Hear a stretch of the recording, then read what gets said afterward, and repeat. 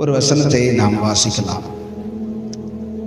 பழைய ஏற்பாட்டில் செப்பனியா தீர்க்கதரிசியின் புஸ்தகம் 1089 பக்கம். செப்பனியா தீர்க்கதரிசியின் புஸ்தகம் 3ஆம் அதிகாரம்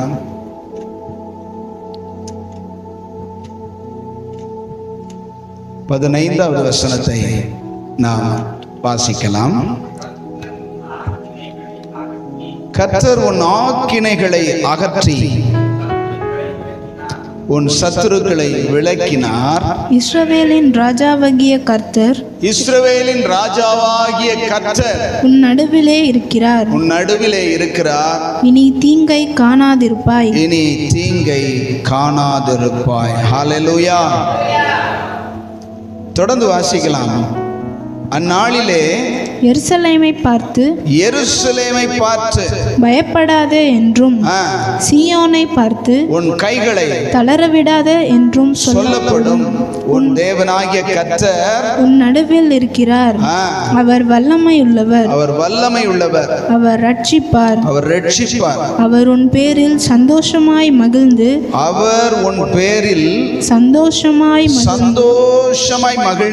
தம்முடைய அன்பின் நிமித்தம் அமர்ந்திருப்பார்.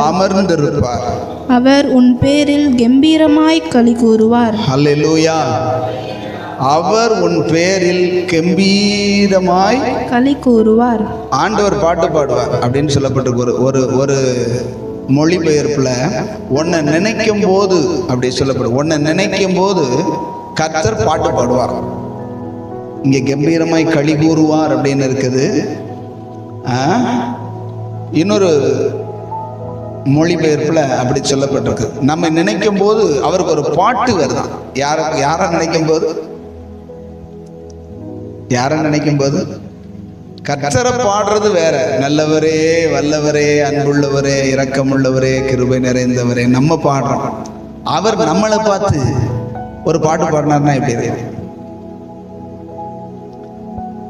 அப்படி பாடுறது மாதிரி நம்ம வாழணும்னு அவர் எதிர்பார்க்கிறார். ஆமென் சொல்லுங்களேன்.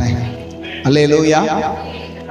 அந்த நீங்க படங்கள்ல பார்க்கும்போது, சினிமாக்கள்ல பார்க்கும்போது கதாநாயகன் அப்படி வர்ணிச்சு பாடுவார். யாரை பார்த்து கொஞ்சம் சொல்லுங்க. கதாநாயகன் கதாநாயகியை பார்த்து பாடுவார். ஆமென். ஆமா. அது மாதிரி நம்முடைய கதாநாயகன் இயேசு கிறிஸ்து கதாநாயகியை பார்த்து என்ன செய்யணும்? கதாநாயகி யாரு? மணவாட்டி யாரு? ஆண்டவருடைய கதாநாயகனாய் அவர் இருந்தா நம்ம கதாநாயகியா இருக்கணும். ஆமென் சொல்லுங்க. அல்லேலூயா. அவர் தன்னுடைய சபையின் இடத்துல அன்பு கூர்ந்து அதை தம்முடைய கிருபையினால, இரத்தத்தினால, திருவசனமாகிய தண்ணீரினால கழுவி சுத்திகரிச்சு அன்பை ஊத்தி அதை பரிசுத்தப்படுத்தி தமக்கு முன்பதாக நிறுத்தி கொள்வதற்காக தம்மையே ஒப்பு கொடுத்திருக்கிறார் நம்முடைய கதாநாயகன். ஆமென். ஆமென் சொல்லுங்க. அவர் தம்முடைய அன்பின் நிமித்தம் அமர்ந்திருப்பார். ஆமென். நம்ம மேல வச்ச அன்பினால அவர் அமர்ந்திருந்து கம்பீரமா களி கூறும்படி அமர்ந்திருக்கிறார். நம்மளை பார்த்து அவருக்கு சந்தோஷம் உண்டாகணும். எத்தனை பேர் நீங்க அப்படி சொல்ல முடியும்? ஆண்டவர் என் நிமித்தம் என்னை பார்த்து என் ஆண்டவருக்கு சந்தோஷம் அப்படி சொல்ல முடியுமா? என்ன ஒரு மாதிரியா பாக்குறீங்க? என்னைய பார்த்து என் வீட்டுக்காரியே சந்தோஷப்பட மாட்டீங்களா? என்னைய பார்த்து எங்க வீட்டுக்காரரே சந்தோஷப்பட மாட்டேங்கிறாரு. ஆண்டவரா சந்தோஷப்பட போறாரு அப்படின்னு யோசிக்கிறீங்க. அதே உங்களுடைய மௌனத்திற்கு காரணம் நினைக்கிறேன். அல்லேலூயா. அப்படி ஒருவேளை நம்மளை பார்த்து நம்ம வீட்டுக்காரதோ நம்மளை பார்த்து நம்ம வீட்டுக்காரமாவோ சந்தோஷப்படுறது மாதிரி நடந்து கொள்ற காரியம் இருக்கும்போது வீட்டில் எப்படி இருக்கும்னு நினைக்கிறீங்க? நீங்க உங்க வீட்டுக்காரர் மேல அப்படி ஒரு அன்பு வருது அப்படின்னா ஏதோ ஒண்ணு நடந்தா தான் வந்திருக்கும். சும்மா வருமா? என்ன ஒரு மாதிரியா பாக்குறீங்க? எல்லாம் நம்ம எல்லாம் குடும்பமா இருக்கிறவங்க தானே. பிள்ளைகள் உங்க மேல ஒரு அளவில்லாத அன்பு வந்து அம்மா அப்பாவே வந்து சந்தோஷமா கழுத்தை கட்டி பிடிச்சுக்கிட்டு அவங்க சொல்றாங்க அப்படின்னா அவங்களுக்கு ஏதோ ஒண்ணு அவங்களுக்கு என்ன செஞ்சிருக்கோம், சந்தோஷப்படுறது மாதிரி நடந்திருக்கு. பிள்ளைங்க மேல உங்களுக்கு அளவில்லாத சந்தோஷம் வந்து ஏன் பிள்ளை அப்படின்னு சொல்லி தூக்கி மடியில வச்சு கொஞ்சிறீங்க அப்படின்னா அந்த பிள்ளை என்ன செய்யுது, உங்களை சந்தோஷப்படுத்தும்படி ஏதோ ஒண்ணு செஞ்சிருக்கு. ஆமென் சொல்லுங்களேன். அப்ப ஆண்டவர் உங்க பேர்ல அமர்ந்திருந்து சந்தோஷமா களி கூர்ந்து ஒரு பாட்டு பாடுற அளவுக்கு நீங்க நடக்கணும்னு எதிர்பார்க்கிறார். அல்லேலூயா. எத்தனை பேருக்கு அப்படி ஆசை? ஆண்டவர் பார்த்து நம்ம மேல அப்படி பொங்கி எழணும். அப்படி யார் மேலேயாவது ஆண்டவர் அப்படி மகிழ்ந்து களி கூர்ந்து சந்தோஷமா அப்படி பொங்கி எழுந்தது யாராவது சொல்லுங்க பார்க்கலாம். ஆண்டவர் யார் மேலேயாவது அப்படி ஆனந்த களிப்பாக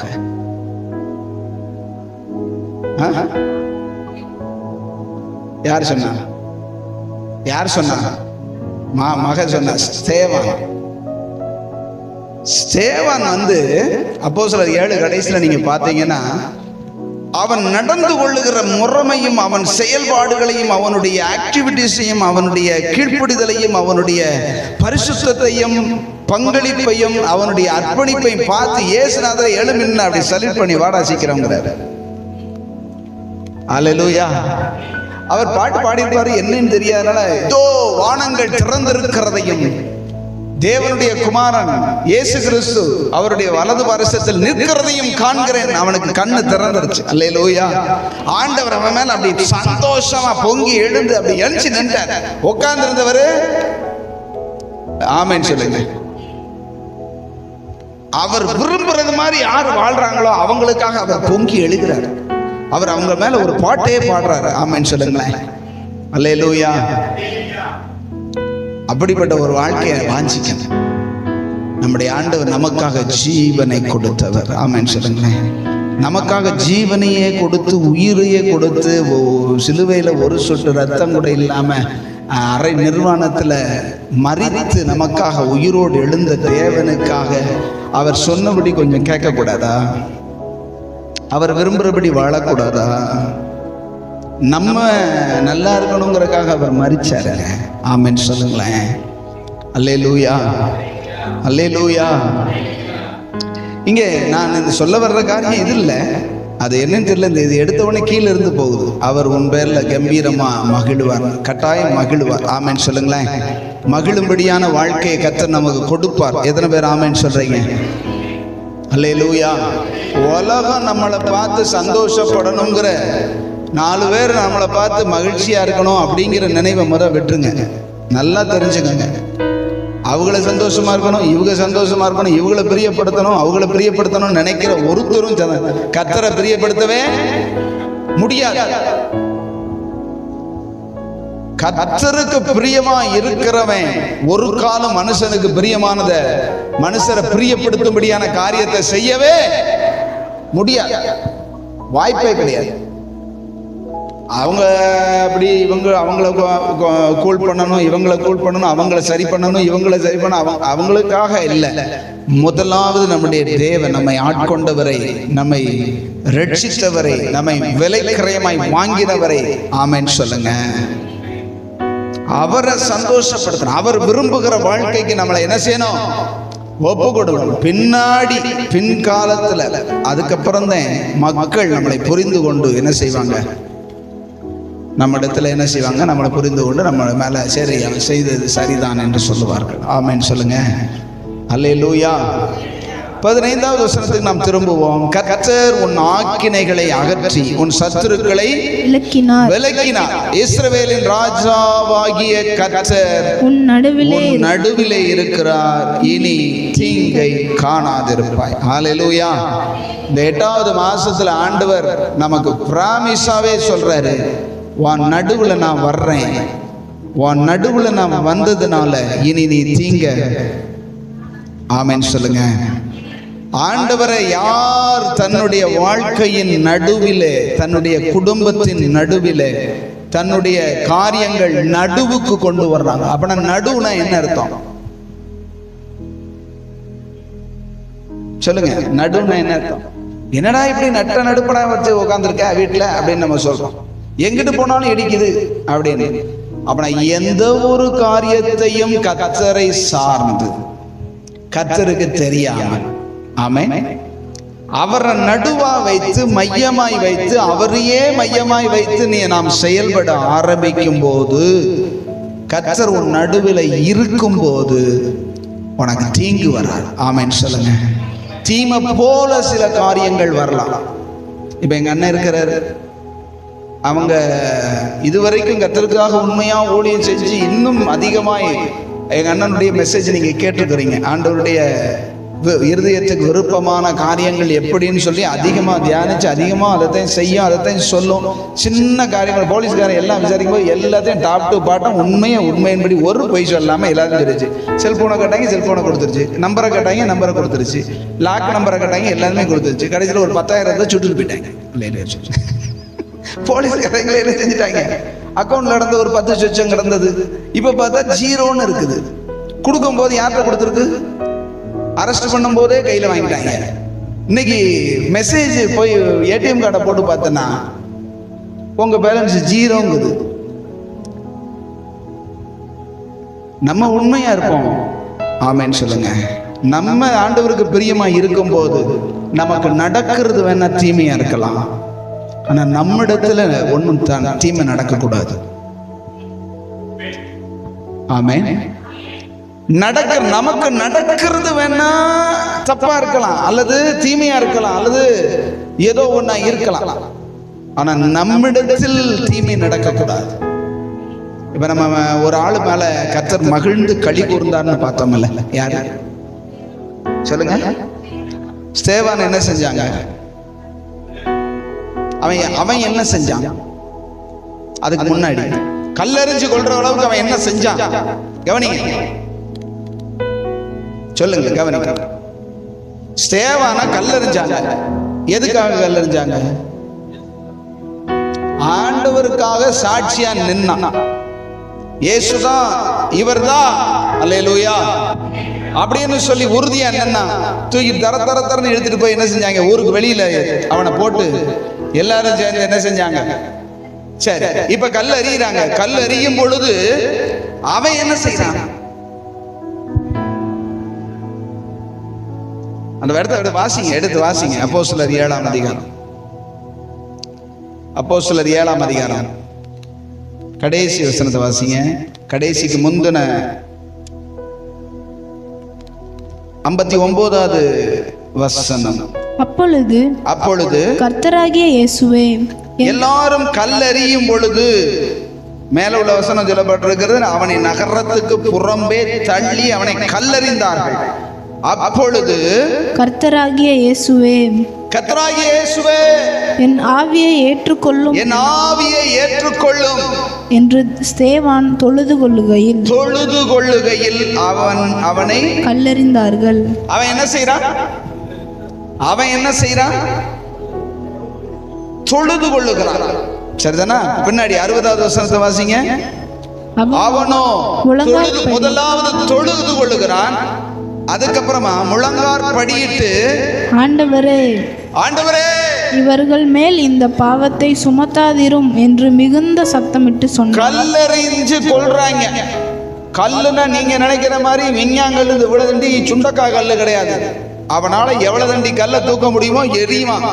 அவன் முழங்கால் போட்டிருக்கும் போது ஒரு ஆளு மேல சுத்தி நின்று கூட்டமா நின்று கல்ல எறிஞ்சா எப்படி அடி விழுகும் யோசிச்சு பாருங்க.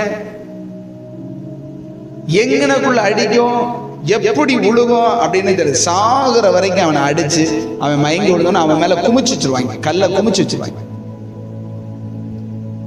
இதுதான் கல்லெறிஞ்சு கொள்ற தண்டனை. அவனும் முதல்ல ஆண்டவரை தொழுது கொள்ளுகிறான். என்ன சொல்லி தொழுது கொள்ளுகிறான்? என் ஆவியை ஏற்றுக்கொள்ளும். ஆண்டவரே, என் கதை முடிய போது, என்னுடைய ஆவியை நான் உங்களுடைய கையில ஒப்பு கொடுக்க. இயேசு கிறிஸ்து அதே தான் சொன்னார். ஆமென். அடுத்து முழங்கால் படியிட்டு, அவர் சிலுவையில் தொங்கினார். இவனுக்கு சிலுவை கிடையாது, கீழே தர. அதனால முழங்கால் படியிட்டு என்ன சொல்றாரு? ஆண்டவரே, இவர்கள் மேல் இந்த இந்த கல்லறிகிறவர்கள் மேல் இந்த பாவத்தை, என்னை கொன்ற பாவத்தை சுமத்தாதிரும் என்று மிகுந்த சத்தம் அடி விழுகுது. மட்டார் மட்டார் மட்டார்னு விழுகுது, கல்லு விழுகுது. ஆனா சத்தம் என்ன சத்தம் வருது? ஐயோ ஐயோ, நாசமா போனவங்களே, விளங்காம போவீங்களான்னு சொல்லல. உங்களையும் ஒருத்தன் இப்படித்தான்டா என்ன செய்வான், இனி 100 பேர் சேர்ந்து கல்லறிஞ்சிங்கன்னா உங்களை 1000 பேர் சேர்ந்து கல்லறி வாங்கடா, உங்க வீடு விளங்காதுடான்னு சொல்லவே நமக்குன்னா என்ன உடனே வருது? நம்ம மேல 2 சொல்லு எரிஞ்ச உடனே எப்படி கோவம் வருதுன்னு பாத்துக்கங்க. கல்லே எரியல, 2 சொல்லு நம்மளை பத்தி சொன்னா தொடர்ந்து கேட்காம நமக்கு தூக்கமே வர மாட்டேங்குது. அவன் இவ்வளவு தண்டி தான் கேட்டிருப்பான், அவன் 2 சொல்லத்தையும் விட்டறிஞ்சிருப்பான்.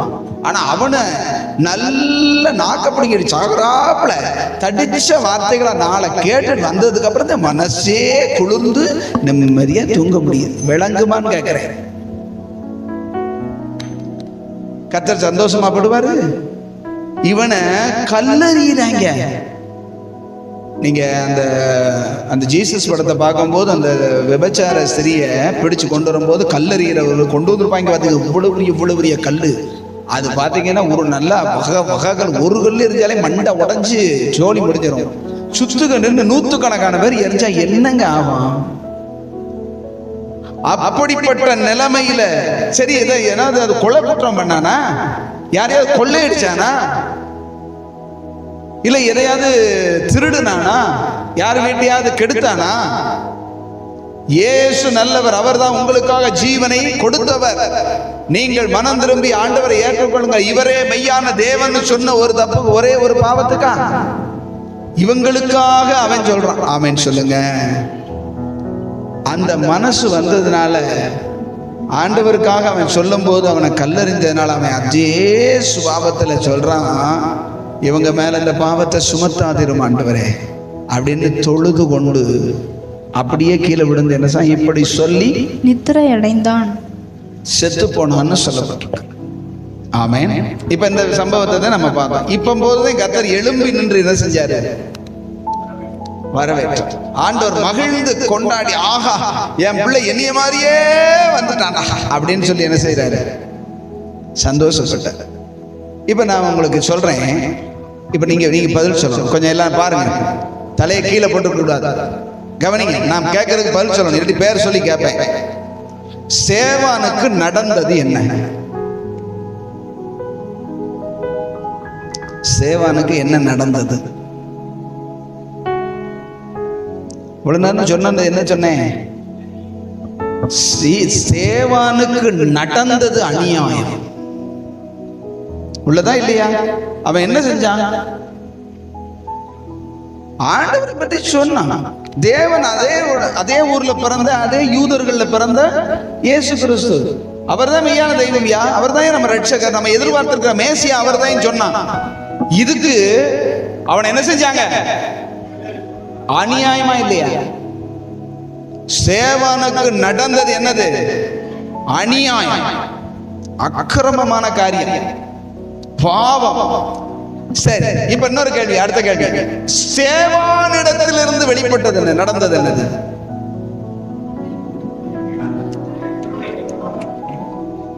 சேவானுக்கு நடந்தது கொடுமை, அநியாயம். ஆனா அவனிடத்திலிருந்து வெளிப்பட்டது என்னது?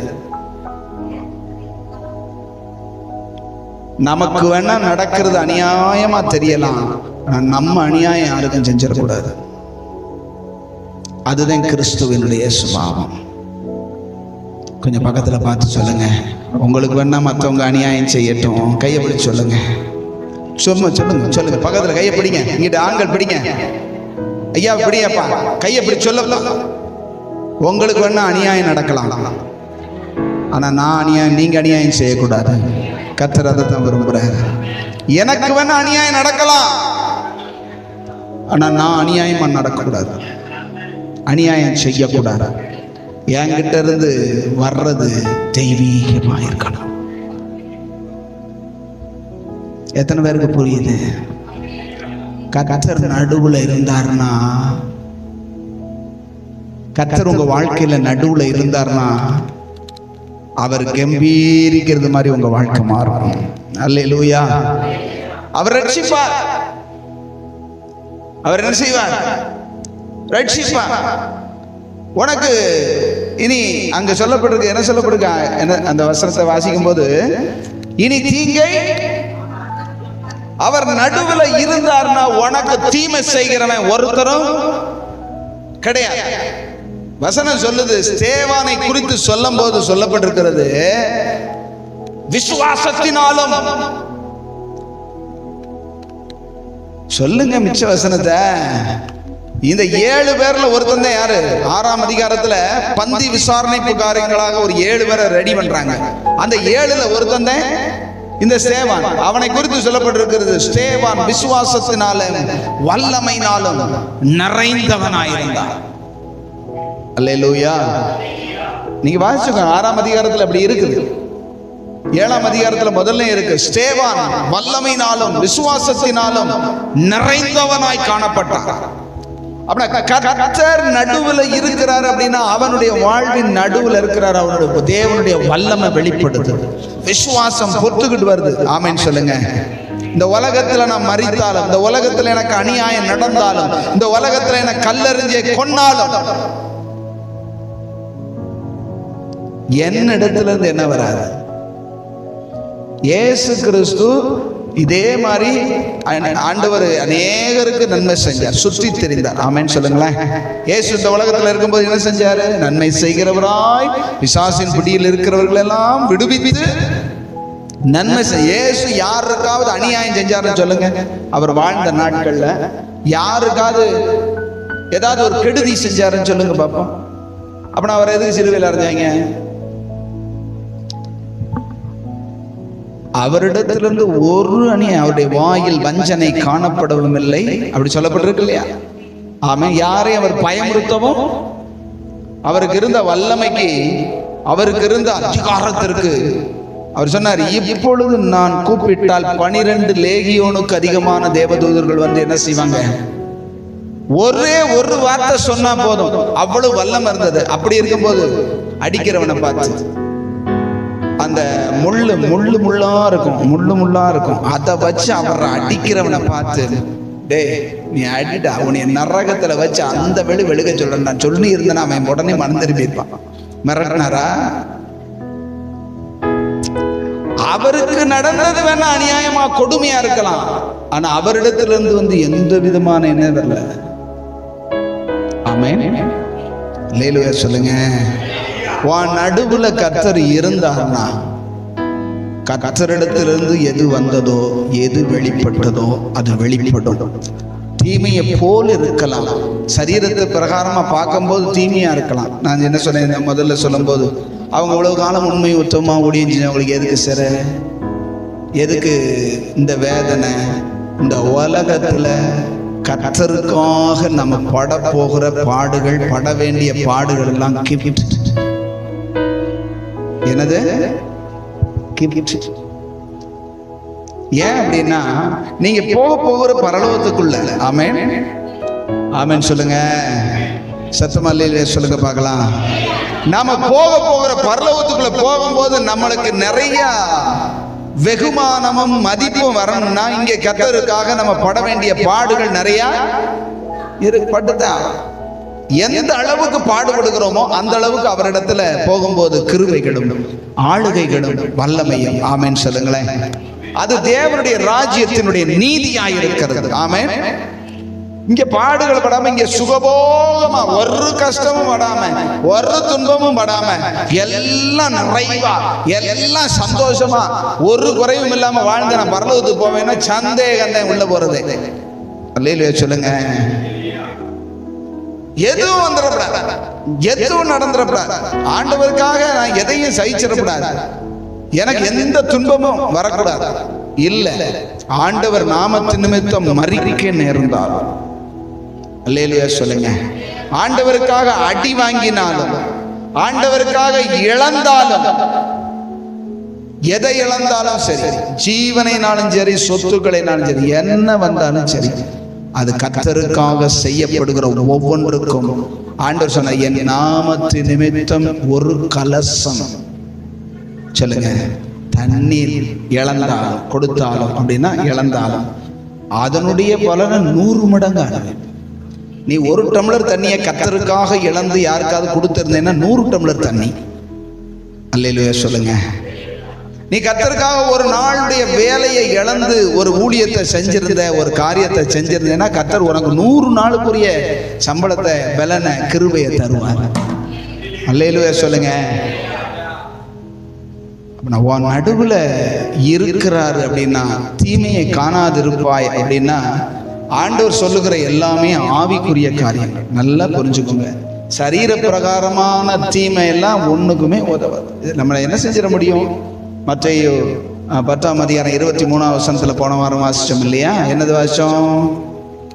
சரீரத்தை மாத்திரம் கொல்ல, அதுக்கு மேல ஒண்ணும் செய்ய முடியாது. இந்த சரீரம் எவ்வளவு நேரம் துன்பப்படுத்தலாம்? இந்த சரீரத்தை எத்தனை தடவை கொல்லலாம்? ஒருக்கத்தான் கொல்ல முடியும். அதுக்கப்புறம் ஆனா ஆண்டவர் வாழ்நாளெல்லாம் நரகத்துல தள்ள வல்லமை உள்ளவர். கோடான கோடி வருஷம் நம்முடைய ஜீவன் எங்க போகுது? நித்தியத்துக்கு போகுது. நித்தியத்துல தேவனோட, நரகத்துல பிசாசோட. அப்புறம் அந்த உலகத்துல கர்த்தர் நடுவா வச்சு, கர்த்தரை முன் வச்சு, கர்த்தரை மையமா வச்சு ஒரு மனுஷன் வாழணும். ஆமென் சொல்லுங்களேன். அல்லேலூயா. இங்க நம்ம வாசிக்கும் போது மறுபடியும் எல்லாரும் வாங்க, அந்த 15 வாங்க. கர்த்தர் உன் ஆக்கினைகளை அகற்றி உன் சத்துருக்களை விலக்கினார். உன் சத்துருக்களை எல்லாம் விலக்கிட்டார். இஸ்ரவேலின் ராஜாவாகிய கர்த்தர் நடுவிலே இருக்கிறார். ஆமென். இப்ப சொல்லப்பட்டிருக்குது, கர்த்தர் ஆக்கினைகளை அகற்றி சத்துருக்களை விலக்கிட்டு இப்ப யார் வந்திருக்கிறார்? கர்த்தர் நடுவுல வந்திருக்கிறார். ஆமென். அப்படித்தானே சொல்லப்பட்டிருக்குது. அப்ப இதுக்கு முன்னாடி கர்த்தர் எங்க இருந்தாரு? கர்த்தர் நடுவுல இருக்கிறார்னு இங்க சொல்லப்பட்டிருக்குது. உன் ராஜாவாகி இஸ்ரவேலின் ராஜாவாகிய கர்த்தர் உன் நடுவில் இருக்கிறார், இனி தீங்கை காணாதிருப்பாய். அப்ப இதுக்கு முன்னாடி கர்த்தர் எங்க இருந்தாரு? சரி, இப்ப அவர் நடுவுல வந்திருக்கிறார். இதுக்கு முன்னாடி அந்த நடுவுல என்ன இருந்தது?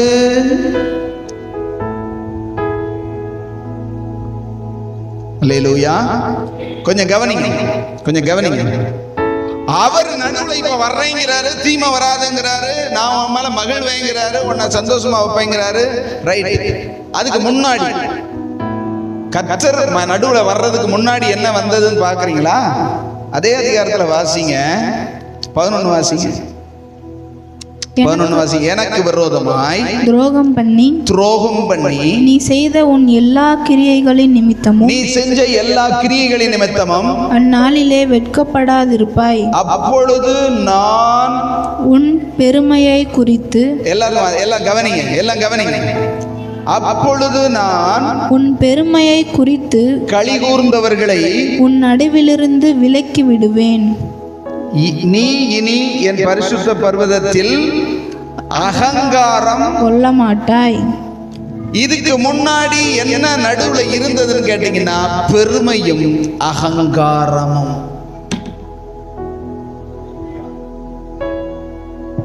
இங்க இருக்கிறேன்னு சொல்றவங்க மட்டும் அல்லேலூயா கை உயர்த்தி அல்லேலூயா சொல்லுங்க பார்க்கலாம். ஆண்டவர் இப்ப நடுவுல வர்றேங்கிறாரு. ஆமென். சத்துருக்கள் எல்லாம் விலக்கிட்டேங்கிறாரு, தீமையெல்லாம் விலக்குறேன், உன் மேல களி கூற போகிறேன். நீ சீயோன் 14 சொல்ல, சீயோன் குமாரத்தியை கம்பீரித்து பாடு, இஸ்ரவேலரே ஆர்ப்பரியுங்கள், எருசலேம் குமாரத்தியை நீ முழு இருதயத்தோடும் மகிழ்ந்து களி கூறுன்னு சொல்லிட்டு சொல்றாரு. உன் ஆக்கினைகளை அகற்றி விட்டேன், உன் சத்துருக்களை விலக்கிட்டு நான் உன் மத்தியில உன் நடுவுல வந்துட்டேங்கிறாரு. ஆமென். அவர் வர முன்னாடி என்ன இருந்தது? ஏன் தீமை வந்தது? ஏன் அப்படிப்பட்டதான ஆக்கினைகள் வந்தது அப்படின்னா, பெருமையின் நிமித்தம் களி கூறுகிறவர்களும் அகங்காரமும். அங்க சொல்லப்படும் அகங்காரம் கொள்ள மாட்டாய் அப்படி சொல்லப்படுது. இப்படிப்பட்டதான நிலைமை இருக்கும்போது, பெருமை இருக்கும்போது கர்த்தர் எப்படி இருப்பாரு சொல்லுங்க? பெருமை உள்ளவனுக்கோ பெருமை நடுவுல இருக்கும்போது, நடுவுக்கு எதிர் எது? ஆப்போசிட். கர்த்தர் வெளியில இருக்கிறார். ஆமென்.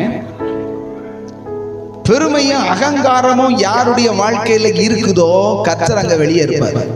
அங்க சகல தீமையும் இருக்கும். அல்லேலூயா சொல்லுங்க.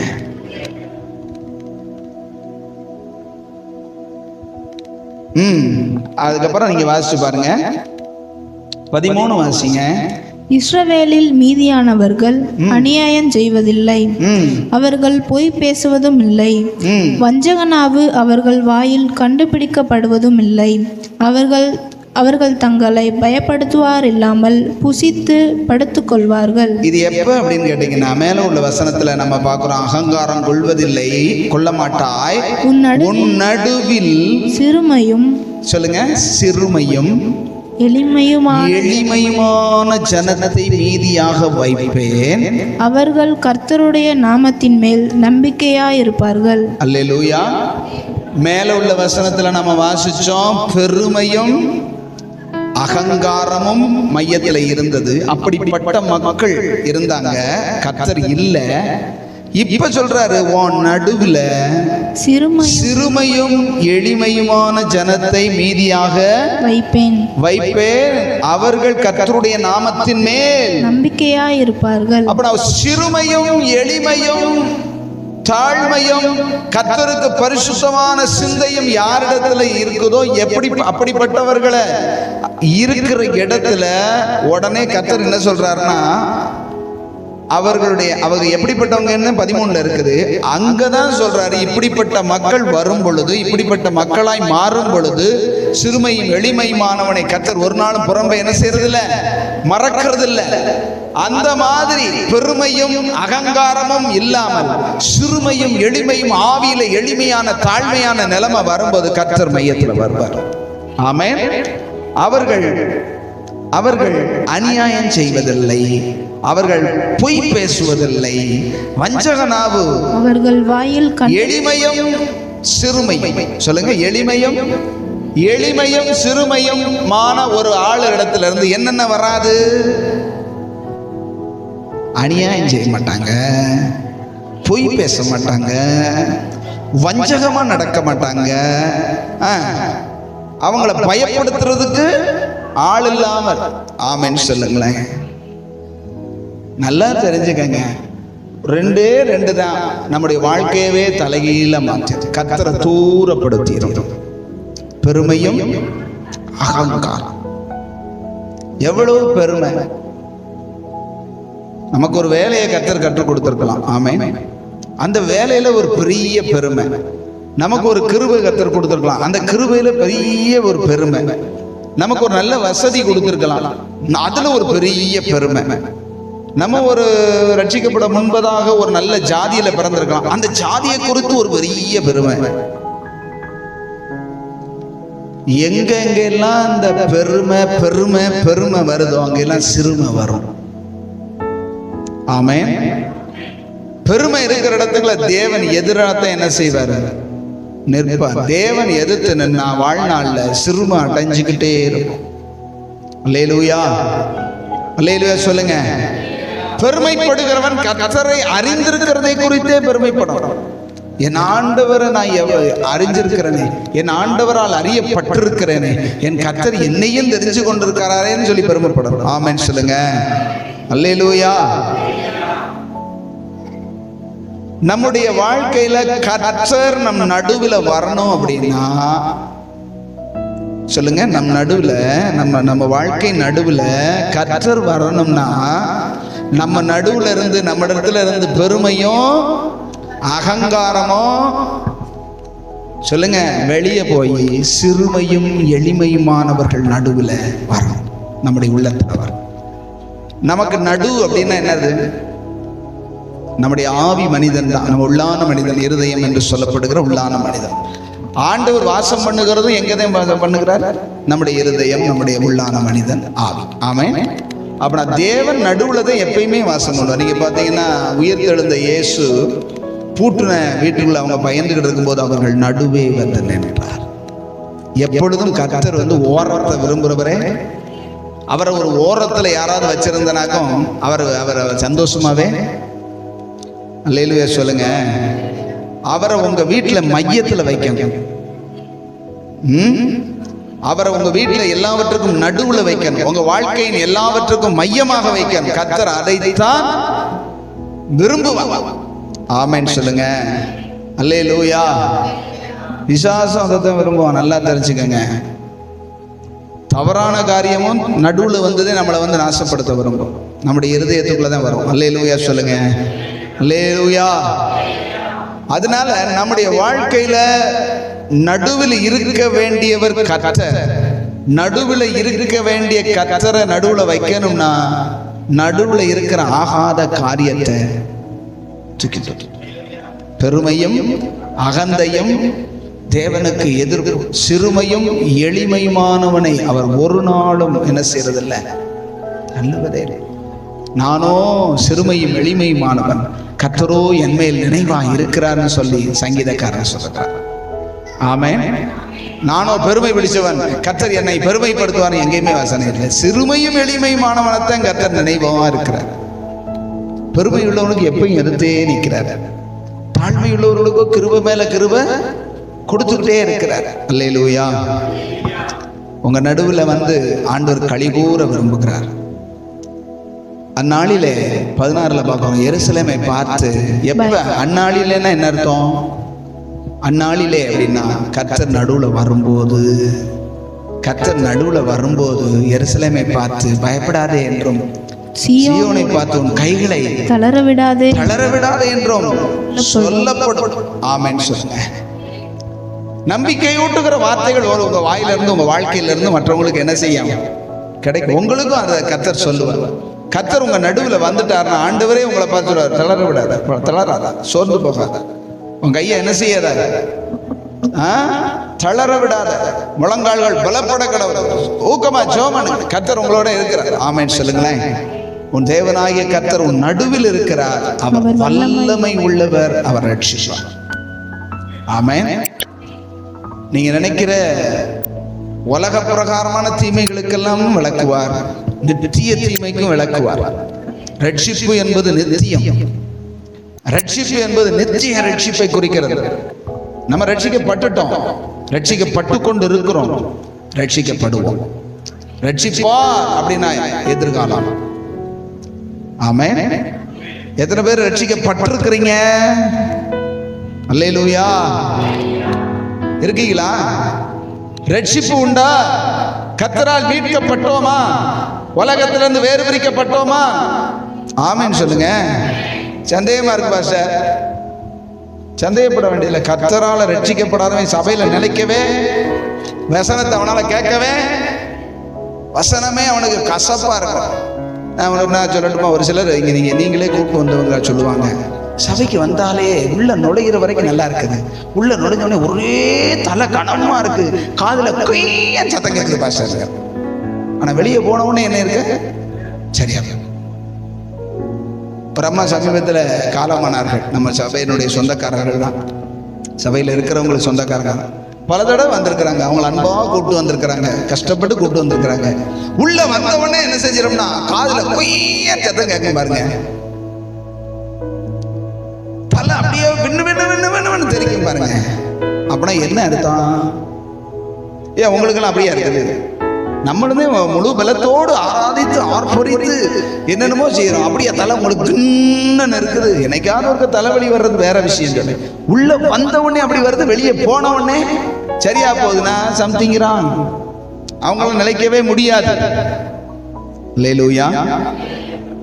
அப்படின்னா என்ன, உங்களால ஏன் உட்கார்ந்துருக்க முடியுதுன்னா அந்த வசனத்தை நீங்க வாசிச்சு பார்த்தீங்கன்னா தெரியும். வாசிங்க. சங்கீதம் 5, சங்கீதம் 7:5-7.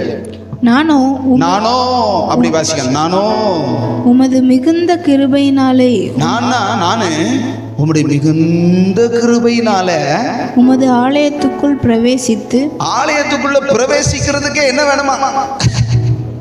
மிகுந்த கிருபை வேணும். சும்மா ஒன்றும் உட்கார்ந்துருக்கல, மற்றனால உட்கார்ந்துருக்க முடியல இல்ல. ஆனா 3 மணி நேரம் போய் எங்க உட்கார்ந்துருக்கான்? 500 ரூபாய் டிக்கெட் கொடுத்து அங்க போய் உட்கார்ந்து விசில் அடிக்க முடியுது, அது இதை விட சத்தமா இருக்கு. ஆனா அங்க வந்து என்ன செய்யல, மண்டை வலிக்கல, காதுல குயின்னு கேட்கல. ஆனா இங்க வந்தவனே கேட்குது. அப்படின்னா கிருபை இல்ல. உங்களுக்கு கிருபை இருக்குன்னா கர்த்தரால் மீட்கப்பட்டவர்கள், ஆமென் சொல்லுங்க. கர்த்தரால் தெரிந்து கொள்ளப்பட்டவர்கள், ரட்சிக்கப்பட்டோம், கர்த்தரால் மீட்கப்பட்டோம், தேவனால் தெரிந்து கொள்ளப்பட்டோம், இனி ரட்சிக்கப்பட்டு கொண்டிருக்கிறோம். என்ன, ரெகுலரான வாழ்க்கையில பாவத்தின் வல்லமையிலிருந்து என்ன செய்கிறோம்? மீட்கப்பட்டு கொண்டே, அனுதினமும் மீட்கப்பட்டு கொண்டே, அனுதினமும் ரட்சிக்கப்பட்டு கொண்டே, தேவனுடைய வல்லமையினாலும் வார்த்தையினாலும் கிருபையினாலும் அவருடைய சத்தியத்தினாலும் நாம் என்ன செய்கிறோம்? பாவத்தின் பிடியிலிருந்து, இழுப்பிலிருந்து ரட்சிக்கப்பட்டு கொண்டே இருக்கிறோம். ஒரு நாளில் ரட்சிக்கப்படுவோம். அந்த ரட்சிப்பை தான் ஆண்டவர் என்ன செய்யறாருன்னா, அவர் ரட்சிப்பார். வல்லமை உள்ள தேவன் என்ன செய்வாரு? அவர் வல்லமை உள்ளவர், அவர் ரட்சிப்பார். அவர் உன் பெயரில் மகிழ்ந்து என்ன செய்வாரா? தம்முடைய அன்பின் நிமித்தம் அமர்ந்திருப்பார். கர்த்தர் உங்களுடைய வாழ்க்கையில வந்து அப்படி அமர்ந்திருந்தா போதும், சகலமும் நேர்சீராகும். ஆமென் சொல்லுங்களேன். அல்லேலூயா. உங்க நடுவுல இடம் கொடுங்க, நீங்க முதலிடம் கொடுங்க. நீங்க அவரை எல்லாத்துலயும் மையமா வைங்க. எல்லாத்தையும் ஆண்டவரை சுற்றியே வாழுங்க. எல்லாத்தையும் ஆண்டவரை சுற்றி, எல்லா காரியத்தையும் ஆண்டவரையே மையமா வைங்க. அவர் வந்து ஞாயிற்றுக்கிழமை ஒரு பொருளா வச்சுட்டு அத்தோட சரி, அதுக்கப்புறம் அவரை ஞாயிற்றுக்கிழமை தான் மறுபடியும் பிடிக்கணும்னு நினைக்காதீங்க. தினசரி அவர் மையமா இருக்கணும். அல்லேலூயா. ஞாயிற்றுக்கிழமை வந்துட்டு பைபிளை கொண்டு பரன்ல வைக்கிறதோட சரி. அதுக்கப்புறம் ஏசுனாருக்கு எனக்கு எந்த தொடர்பும் இல்லாம வாழ்ந்துட்டு ஞாயிற்றுக்கிழமை மட்டும் அவரை வந்து அவர் ஞாயிற்றுக்கிழமை தேவனா?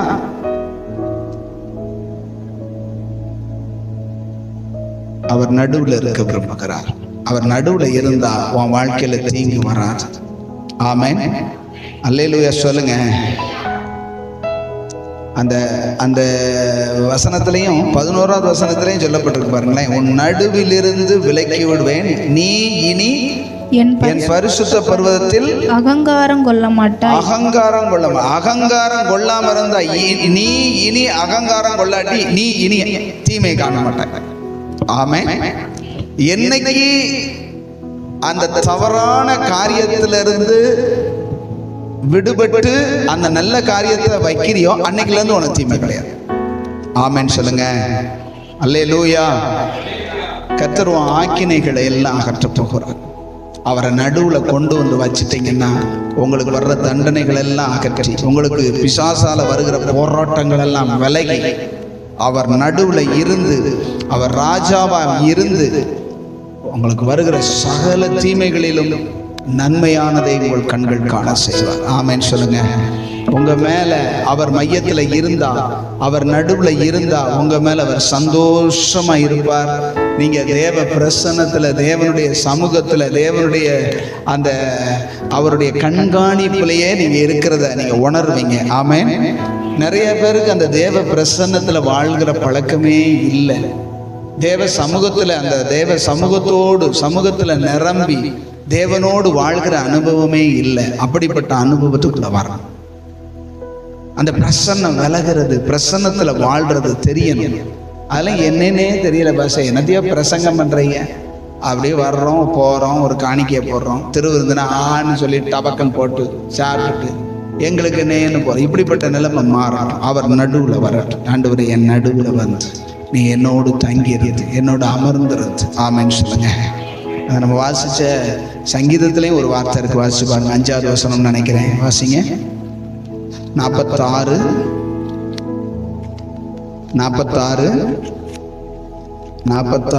5. தேவன் அதன் நடுவில் இருக்கிறார். தேவன் எங்க இருக்கிறாரு? அது நடுவில் இருக்கிறார். அது அசையாது. அதிகாலையில் தேவன் அதற்கு சகாயம் பண்ணுவார். ஆமென். அங்க சொல்றாரு, தேவன் அது நடுவில் இருக்கிறார். அவர் நடுவில் இருந்தா என்ன நடக்கும் தெரியுமா? அவர் நடுவில் இருந்தா, அந்த நீங்க கீழே உள்ள 1, 2 வாசிங்க. ஆகையால் பூமி நிலை மாறினாலும், மலைகள் நடுச்சமுத்திரத்தில் சாய்ந்து போனாலும், பெரிய பெரிய மலைகள் நடுச்சமுத்திரத்தில் சாய்ந்து போனாலும், அதன் ஜலங்கள் கொந்தளித்து பொங்கி, அந்த தண்ணி எல்லாம் கொந்தளித்து பொங்கி பெரிய வெள்ளமாய் வந்தாலும், அதன் பெருக்கினால் பர்வதங்கள் அதிர்ந்தாலும், சுனாமியே வந்தாலும் நாம் பயப்படும். ஒரு நதி உண்டு, அதன் நேர்கால்கள் தேவனுடைய நகரத்தையும் உன்னதமானவர் வாசம் பண்ணும் பரிசுத்த ஸ்தலத்தையும் சந்தோஷிப்பிக்கும். அப்படின்னா என்ன அர்த்தம்? பூமியில என்னென்ன பாதிப்புகள் வந்தாலும், உலகத்துல எவ்வளவு கொடூரமான காலங்கள், நாட்கள், சூழ்நிலைமைகள், ஆபத்துகள் வந்தாலும், எப்படிப்பட்ட சூழ்நிலைமை வந்தாலும் நாம் பயப்படும். ஏனென்றால் கர்த்தர் நடுவில் இருக்கிறார். ஆமென் சொல்லுங்களேன். அங்க சொல்ல தேவன் அதன் நடுவில் இருக்கிறார், அது அசையாது. ஏன் அசையாது? காலையிலேயே, அதிகாலையிலேயே தேவன் அதற்கு சகாயம் பண்ணிடுறார், உதவி செஞ்சிடறார், பலப்படுத்துகிறார். அதிகாலையிலே, காலையில் என்னை தேடுகிறவர்கள் கண்டடைகிறார்கள். அதிகாலமே சகாயம் எங்க கிடைக்குது? அதிகாலமே தேடுகிறவர்களுக்கு சகாயம் கிடைக்குது. ஆமென். அதிகாலை அப்படின்னு சொன்னா வாரத்துல எத்தனை நாள் அதிகாலை இருக்கு? என்ன கிழமை அதிகாலை இருக்குது? ஆனா ஞாயிற்றுக்கிழமை மட்டும்தான் அதிகாலை சில பேருக்கு தெரியுது. அன்னைக்கு மட்டும்தான் ஜெபம், அன்னைக்கு மட்டும்தான் வேத வாசிப்பு, அன்னைக்கு மட்டும்தான் ஐயோ இன்னைக்கு ஞாயிற்றுக்கிழமை அப்படின்னு சொல்லிட்டு காலையில எழுந்து கொஞ்ச நேரம் படிச்சுட்டு ஸ்தோத்திரம் ஸ்தோத்திரம்னு சொல்லிட்டு கண்ணை மூடிக்கிட்டே இருக்கும்போது எங்கேயோ போயிருந்து சிந்தனை. ஏன்னா தினசரி கிருபையை பெறல, தினசரி என்ன செய்யல, சகாயத்தை பெறல, அவரை நடுவுல வைக்கல. அவரை நடுவுல வைக்காதனால இவர்களும் ஓரத்துல போயிட்டாங்க. காலையில, அதிகாலையிலே அதற்கு என்ன செய்கிறாரா? தேவன் சகாயம் பண்ணுகிறார். அவரை மட்டும் நடுவில் இருக்கிறது மாதிரி நடந்துக்கோங்க. என்ன உங்களை சுற்றி 1000 10,000 பேர் விழுந்தாலும் அது உன்னை அணுகார், அப்படி சொல்லப்பட்டிருக்கு. ஆமென். ஏன்னா உன்னதமானவருடைய மறைவுக்குள்ள, அவருடைய நிழலுக்குள்ள, அந்த முதல் வசனத்துல தேவன் நமக்கு அடைக்கலமும் பலனும், ஆபத்து காலத்தில் அனுகூலமான துணையும். அவர் நிழலா இருக்கிறார், துணையா இருக்கிறார், அடைக்கலமா இருக்கிறார், மறைவா இருக்கிறார். எதுக்கு பயப்படணும்? ஏன்னா அவர் என் நடுவில் இருக்கிறார். அல்லேலூயா சொல்லுங்க. நம்முடைய உள்ளத்துல அவருக்கு முதல் இடம் கொடுப்போம், முழு இடம் கொடுப்போம், நடுவுல வைப்போம். எல்லாமே அவரை சுற்றி தான் ஓடணும். ஆமென். நம்முடைய சகல காரியமும் நடுவுல இருந்து, அவர் நடுவுல இருந்தா அவரை சுற்றி தான் எல்லாமே நடக்கும். தேவனை தொடாம, தேவனை இது பண்ணாம என்ன செய்ய முடியாது? எந்த காரியம் நடக்க முடியாது. அதே மாதிரி வெளியே இருந்து எது வந்தாலும் அவரை தொடாம உள்ள வரவே சொல்லுங்க. அவரை முன்னாடி வச்சுட்டீங்க, அவரை மையமா வச்சுட்டீங்க, நான் வெளியே இருந்து என்ன வந்தாலும் அவரை டச் பண்ணாம நம்மள என்ன செய்ய முடியாது. அவரை ஒரு ஓரத்துல வச்சுட்டீங்க, நான் அதோட புசுக்குன்னு உள்ள வந்துடும். இன்னைக்கு நிறைய பேருடைய வாழ்க்கையில் என்ன வந்துருச்சு? பல பிரச்சனைகள் வருது. ஏன்னா அவர் ஓரமா இருக்காரு, அவரை மையமா வச்சுட்டீங்கன்னா அவர் பார்த்துக்கிட்டு. இனி தீங்கை காணாது இருப்பாய். ஏன் தீங்கு வருது? ஏன் பிரச்சனை வருது? ஏன் ஒரே சமாதான கேடு வருதுன்னா அவரை ஒதுக்கி வச்சதுனால. நம்ம அவரை மையத்தில் வைப்போம். ஆமென் சொல்லுங்க. அல்லேலூயா. சேனைகளின் கர்த்தர் நம்மோடு இருக்கிறார். யாக்கோபின் தேவன் நமக்கு உயர்ந்த அடைக்கலமானவர். ஹல்லேலூயா. நமக்கு அவர் அடைக்கலமும் பலனும் துணையுமா இருக்க ரெடியா இருக்கிறார். அவருக்குள்ள நாம அவர் வைக்க வேண்டிய இடத்துல நம்ம வச்சா அவர் நம்மளை ஒரு நாளும் ஆமென் அல்லேலூயா. தேவ சமூகத்துல அந்த 8வது மாசத்துல அவரை எல்லாத்துலயும் நடுவுல வைங்க.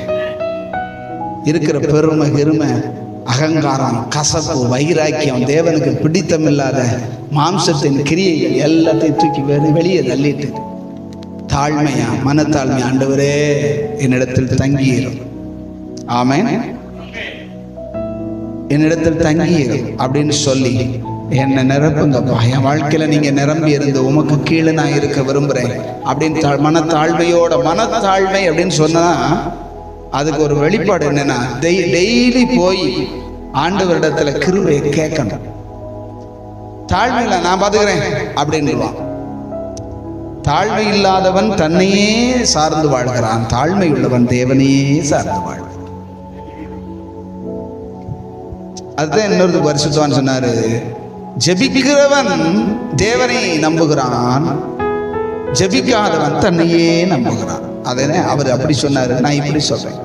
தாழ்மையா இருக்கிறவன் கர்த்தரை என்ன செய்யறான், நம்புறான். அவர்கிட்ட போய் தாழ்மையா, ஆண்டவரே இந்த நாளுக்கு தேவையான கிருபையை தார், எனக்கு பணம் இருக்குது, எனக்கு எல்லாம் வசதி இருக்குது, ஆனாலும் இந்த நாளை உங்க கிருபையினால கடத்த எனக்கு உதவி செய்யும். ஆமென். நல்ல வேலையை கொடுத்துட்டாரு, நான் வேலைக்கு போனாலும் போகட்டாலும் சம்பளம் வந்துக்கிட்டே இருக்கும். நான் எதுக்கு கர்த்தரை தேடணும், ஆண்டவர் சமூகத்துக்கு போகணும், கிருபையை கேட்கணும்? ஒரு சின்ன தலைவலிக்கு நம்முடைய சொத்தே பத்தாது. நல்லா ஞாபகம், சிங்கிள் தலைவலி போதும், லேக்ஸ் அண்ட் லேக்ஸ் போனாலும் போதும். சொல்லிவிடும். கர்த்தர் நமக்கு நல்ல சுகத்தை கொடுத்துருக்கார். ஆமென் சொல்லுங்களேன். நம்ம அவருக்கு கொடுக்கறதுனால கிடையாது, அவர் நம்ம மேல வச்ச அன்பினால. ஆமென். நீ போய் இப்போ ஆஸ்பத்திரியிலாம் போய் பாருங்க, என்ன வியாதியில துடிச்சுக்கிட்டு இருக்கிறாங்க, என்ன வியாதி, எவ்வளவு விலை வேணும். நம்ம ஒரு யாரையாவது பார்க்க போயிருப்போம், அங்கே இருக்கிற பார்த்தனா நம்மளால பரவாயில்ல அப்படிங்கிற மாதிரி நமக்கு நினைவு வந்துரு. நம்ம போய் பார்க்க போனவங்க ஐயோ பாதிக்கப்பட்டாங்களேன்னு போய் பார்க்க போனா அங்கே இருக்கிறதெல்லாம் பார்க்கும்போது பரவாயில்ல, ஆண்டவர் உங்களுக்கு நல்லாதான் வச்சிருக்காருன்னு சொல்லிட்டு வர மாதிரி இருக்கு. அவ்வளவு பாதிப்புல இருக்கிறாங்க, விதவிதமான பாதிப்புகள்ல கர்த்தர் நம்மளை நல்ல சுகத்தோடு வச்சிருக்கிறார். ஆமென் சொல்லுங்களேன். கிருபையினால பாதுகாக்கிறேன். இன்னும் அவரை மகிமைப்படுத்துவோம், இன்னும் அவரை முக்கியப்படுத்துவோம், இன்னும் அவரை மையத்துல வைப்போம், இன்னும் அவர் நம் நடுவில் வருவாராக. அல்லேலூயா. அவர் எல்லா தீமைக்கு விலக்கி பாதுகாத்து நம்ம மேல களி கூறுவார், கம்பீரிக்கும்படியாக நம்முடைய வாழ்க்கையில் அவர் அமர்ந்து அரசாட்சி செய்யும்படியாக அனுமதிப்போம். கர்த்தர் என்ன செய்வார், நடுவுல வருவார். ஆமென் சொல்லுங்க. கண்ணை மூடி தேவ சமூகத்துல, தேவனாகிய கர்த்தாவே, எங்க நடுவுல, எங்க வாழ்க்கையின் நடுவுல, எங்க குடும்பத்தின் நடுவுல, எங்க சபையின் நடுவுல நீங்க தான் தங்கி இருக்கணும். உங்களை தான் நாங்க வைக்கணும். நீங்க இல்லாம இருக்கிற நிலைமை எல்லாம் பெருமையின் விளைவு. நீங்க இல்லாம இருக்கிறதுக்கு காரணம் அகந்த, நான் என்கிற பெருமை. நான் செஞ்சிருவேன், நான் பார்த்துக்கிடுவேன், நான் சம்பாதிச்சிருவேன், நான் மேற்கொண்டுருவேன், நான் தப்பிச்சிருவேன். ஒண்ணும் முடியாது. கிருபையினால கடந்து போகிறோம். ஹல்லேலூயா. சங்கீதக்காரன் அதை உணர்ந்ததுனால தான் சொன்னாரு, உம்மாலே ஒரு சேனைக்குள் பாய்வேன், உம்மாலே ஒரு மதிலை தாண்டுவேன். ஹல்லேலூயா. அவர் யுத்த வீரன் தான், அவர் பயங்கரமான ஆளுதான். சவுலே பார்த்து அவரை கொஞ்சம் பயந்தார். ஆனாலும் தாவீது சொல்றாரு, உம்மாலே உம்மாலே நான் எதை செஞ்சாலும் அது உங்க கிருபை தான். ஹல்லேலூயா.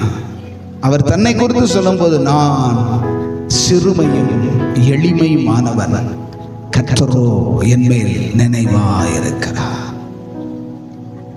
கர்த்தர் உங்களை கொண்டு பலத்த காரியங்களை செஞ்சாலும் நமக்குள்ள இருக்க வேண்டிய ஒரு சிந்த சிறுமையும் எளிமையும் தாழ்மையும் பொறுமையும் அன்பும் தேவனுக்கு பயப்படுகிற பயமும் நமக்குள்ளே நிறைந்திருக்கட்டும். ஹல்லேலூயா.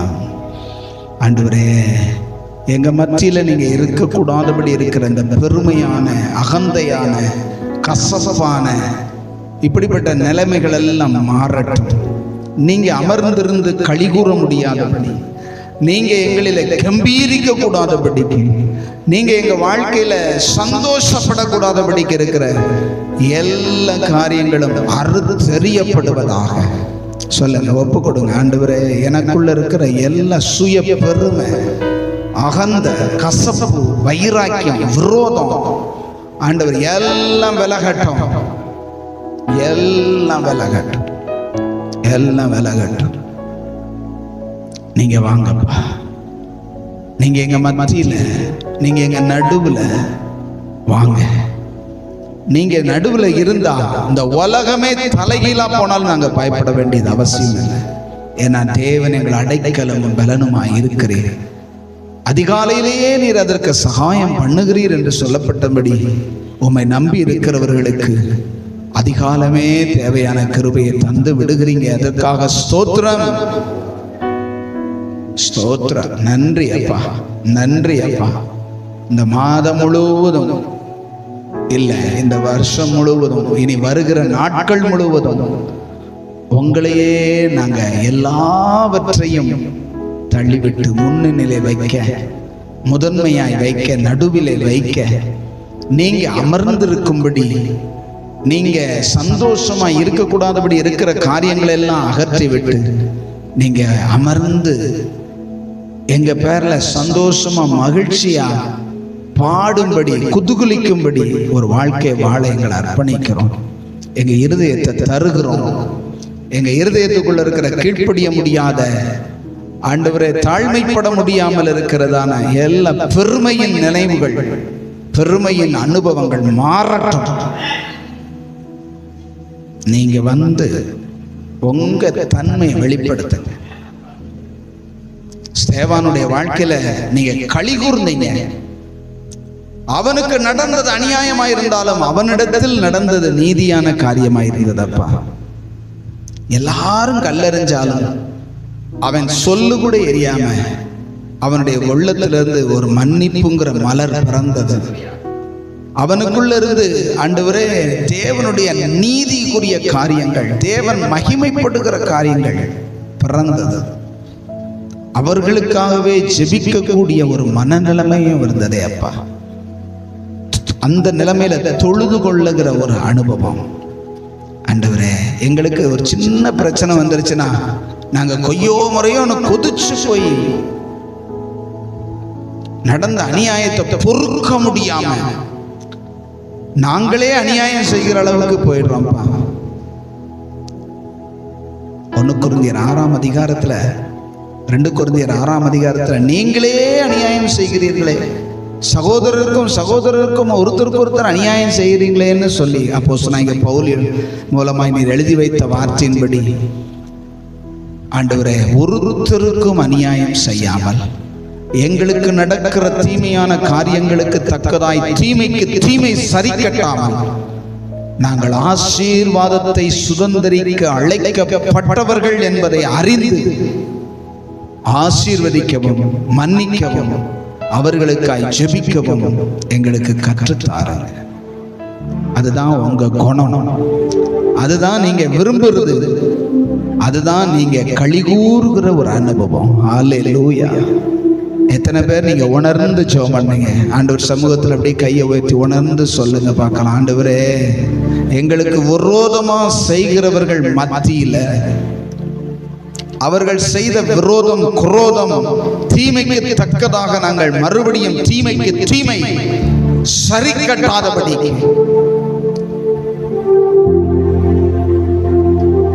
நன்மை செய்கிற ஒரு அனுபவம் எங்களுக்குள்ள கடந்து வரட்டும் அப்பா. அதுதான் நீங்க விரும்புகிறதும் நீங்க களிகூறுகிற ஒரு அனுபவமும். அப்படி செய்யும் போதுதான் எங்களுக்குள்ள இருந்து ஒரு பாட்டே நீங்க பாடுறீங்க. நீங்க சந்தோஷப்பட்டு என் மகன், என் மகளே, என் மகனே என்று சொல்லி, பிரியமே நீ ரூபவதி என்று சொல்லி நீங்க பாடுறீங்க. அதற்காக ஸ்தோத்திரம். அப்படிப்பட்ட ஒரு அனுபவத்தை எங்களுக்கு தாரும். எங்கள் நடுவிலே வாசம் பண்ணும், எங்க மத்தியில தங்கியிரும். உங்க பரிசுத்த நாமம் மகிமைப்படட்டும்.